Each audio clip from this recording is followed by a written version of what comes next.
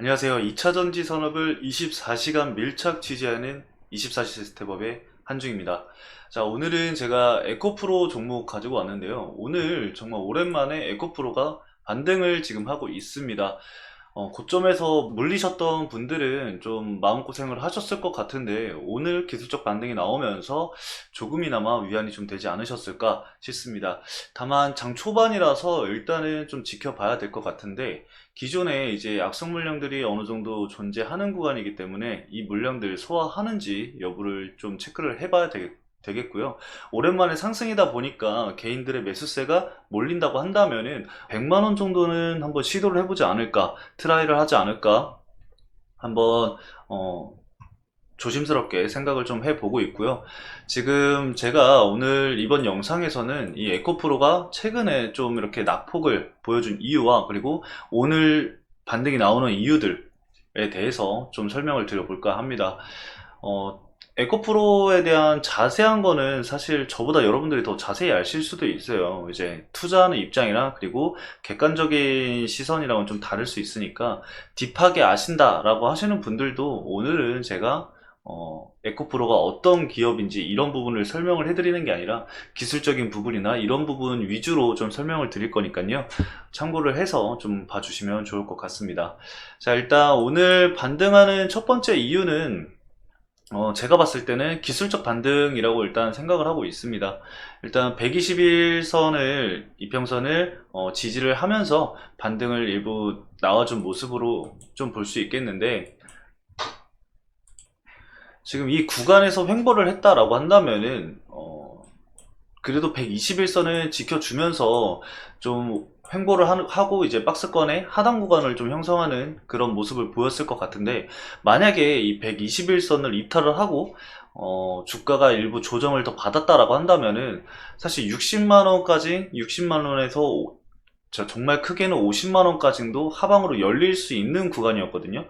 그러니까 이번 반등은 꼭 필요한 기술적 반등이었다라고 좀 생각을 해주시면 좋을 것 같아요. 일단 21선과 61선의 데드크로스가 나올 수 있는 상황이었기 때문에 이 구간을 좀 지켜주면서 재차 반등이 나온다라고 한다면은 정배열로 다시 이제 추세적으로는 우상향을 계속해서 할 것으로 판단이 되고요. 그리고 최근 조정에 대해서 말씀을 드려보면은 일단 에코프로라는 종목 자체가 이 개인들이 끌어올렸다라고 봐도 절대 무방하거든요. 지금 보유 물량만 보더라도 주가 상승 당시에 개인들의 보유 물량이 가파르게 상승하는 것을 볼 수가 있잖아요. 근데 이제 시장에서 뭐 2차전지 고평가론 그리고 뭐 테마주 장세로 진입을 하게 되면서 반도체나 AI 그리고 로봇 관련주로 수급이 분산이 됐잖아요. 그러면서 다소 매도 물량이 일부 나온 경우도 있고 매도 물량이 나오다 보니까 이 에코프로라는 종목에 어느 정도의 관심도가 시장 참여자들이 관심도가 조금 낮아지는 상황이 나올 수밖에 없었죠. 그러면서 이제 에코프로가 빠지고 2차전지가 빠지다 보니까 이런 기사가 하나둘 나오기 시작합니다. 증시 떠나는 개인들, 이 고객 예탁금이 한 달 만에 4조 가까이 빠졌다라고 해요.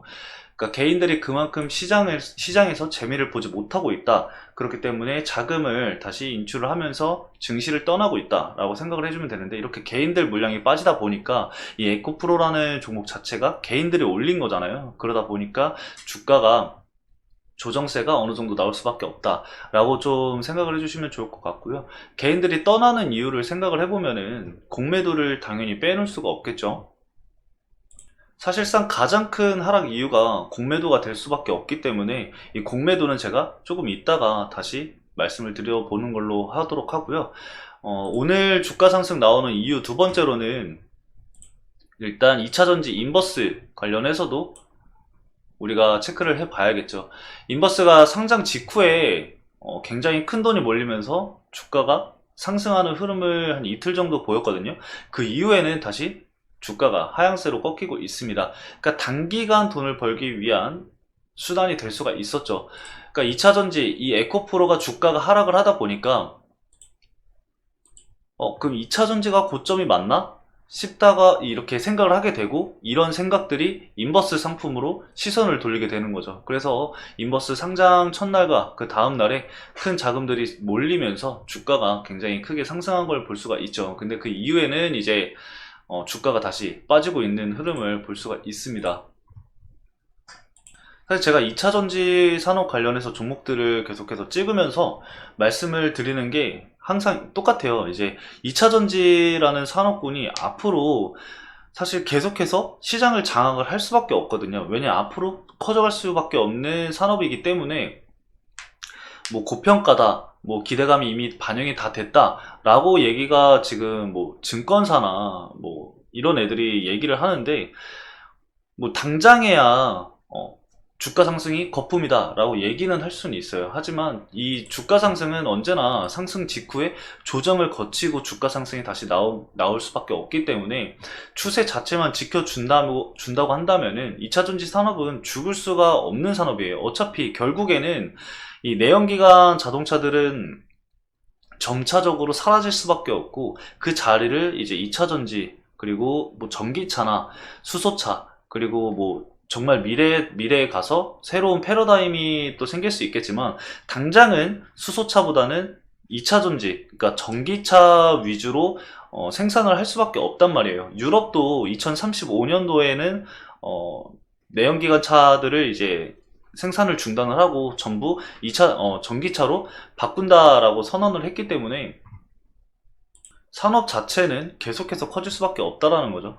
그 선두를 지금 현재 에코프로가 달리고 있는 거고, 공매도 부분만 어떻게 좀 해결이 된다라고 한다면은 조금 더 쉽게 가볍게 주가가 더 가파르게 상승을 하지 않을까라고 생각을 하고 있습니다.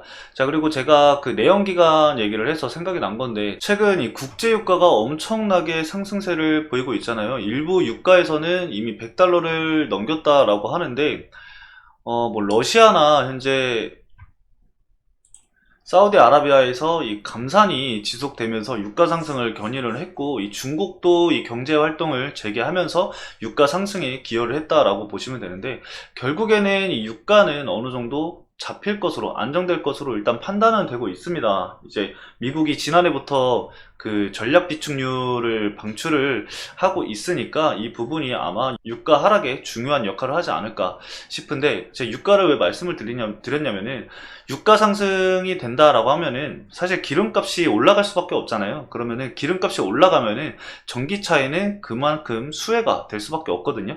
이렇게 해석이 되고 연결이 되기 때문에 단기간 2차전지에 이제 호재로 작용할 수 있는 부분 중에 하나이기도 해요. 그래서 여러분들이 이것도 한번 참고를 좀 해주시면 좋을 것 같고요.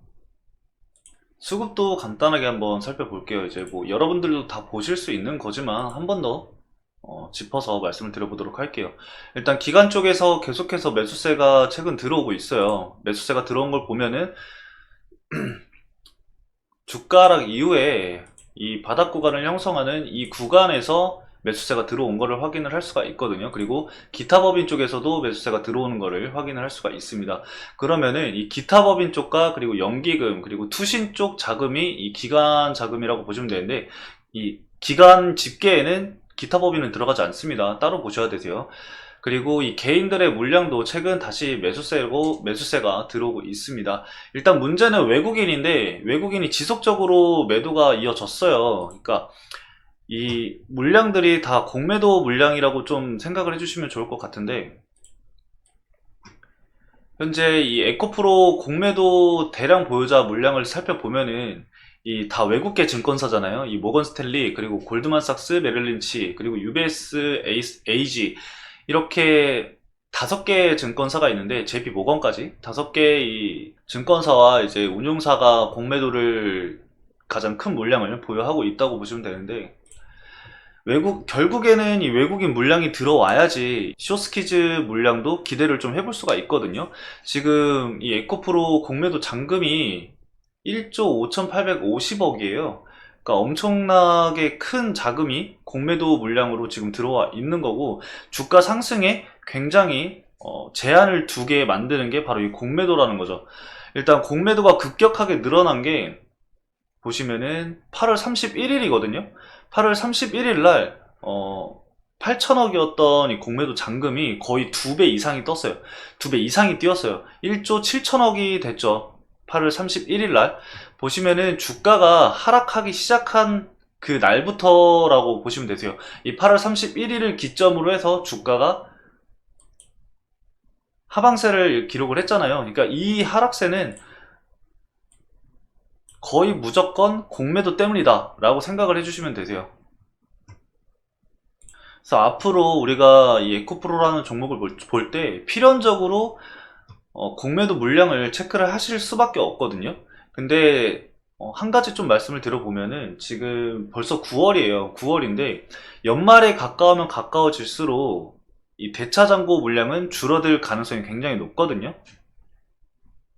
이게 왜 그러냐면은 이 공매도도 그렇고 대차 거래도 그렇고 없는 거를 이제 빌려와서 매도를 진행을 하는 거잖아요. 공매도 같은 경우는 없는 거를 매도를 진행을 하는 거고 대차 잔고는 남의 것을 빌려와서 매도를 진행을 하는 거잖아요. 결국에 두 개 다 상환을 해야 되는 내용인데 만약에 연말에 이제 뭐 배당이라던가 아니 그리고 뭐 주총이 열릴 수 있잖아요. 근데 그 의결권을 행사를 하려면은 이 주식을 보유를 하고 있어야 됩니다. 그래서 상환을 받아야 되는 입장인 거죠. 빌려준 사람 입장으로서는. 그렇기 때문에 연말에는 이제 대차장고를 상환하는 경우가 굉장히 많기 때문에 이런 부분들을 고려를 했을 때 쇼스퀴즈가 일어날 가능성이 굉장히 높다. 여러분들이 아시는 이 쇼커버링이 나올 가능성이 굉장히 높다라고 생각을 해주시면 되세요. 그렇기 때문에 우리가 계속해서 체크를 해야 되는 거는 공매도 잔금이 좀 줄어드는지 여부에 대해서 우리가 살펴봐야겠죠. 그 부분과 그리고 대차장고 또한 이 상한 물량이 늘어나는지를 체크를 해야 됩니다. 이 대차장고 같은 경우는 늘어날 수는 있지만 무조건 우리가 체크를 해줘야 될 게 바로 이 상환 수량입니다. 상환 수량이 많으면 많을수록 이 대차 잔고가 점점점 줄어든다라는 거니까요. 그 부분을 꼭 참고를 좀 해주시면 좋을 것 같고요. 지금은 이 공매도 잔고가 굉장히 많아서 여러분들이 좀 힘들어 하실 수 있어요. 이제 주가 상방에 대한 제한을 두고 있는 게 공매도이기 때문에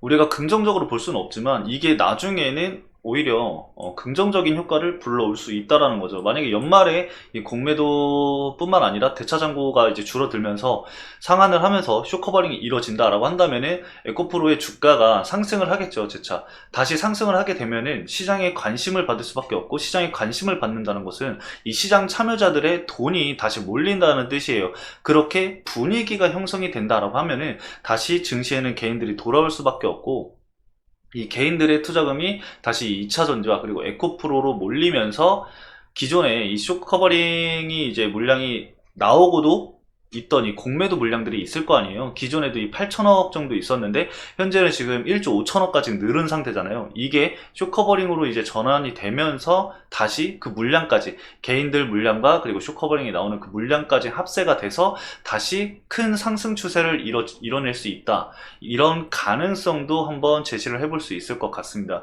그래서 여러분들이 이 에코프로를 어떤 전략을 가지고 매매를 하는지는 제가 한 분 한 분 다 알 수는 없지만, 제가 판단을 했을 때는 어차피 장기적인 측면으로 보는 투자를 굉장히 많이들 하실 것 같아요. 그래서 이제 하방에 어느 정도의 이제 제한을 두고 진행을 하는지 전략을 좀 짜셔야 될 것 같고요. 제가 말씀을 드렸듯 이 121선을 이탈하는지 안 하는지의 여부를 꼭 참고를 하셔서 대응을 해주시는 게 좋을 것 같아요.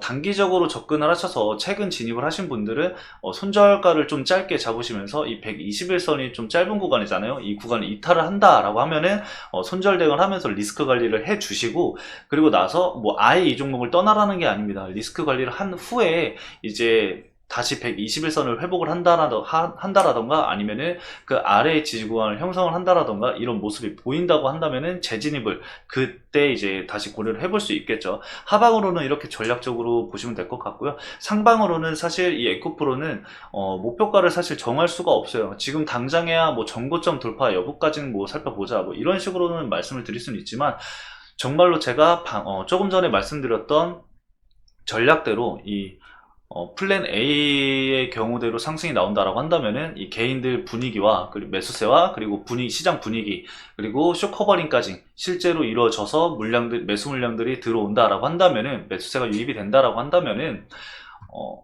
정말 상방으로 제한을 둘 수 없을 만큼 또 한번 이 붐을 일으킬 수 있는 종목이기도 하니까요. 위로는 열어두되 아래로는 리스크를 어느 정도 생각을 해두고 대응을 하자라고 여러분들한테 말씀을 드려볼 수 있을 것 같습니다.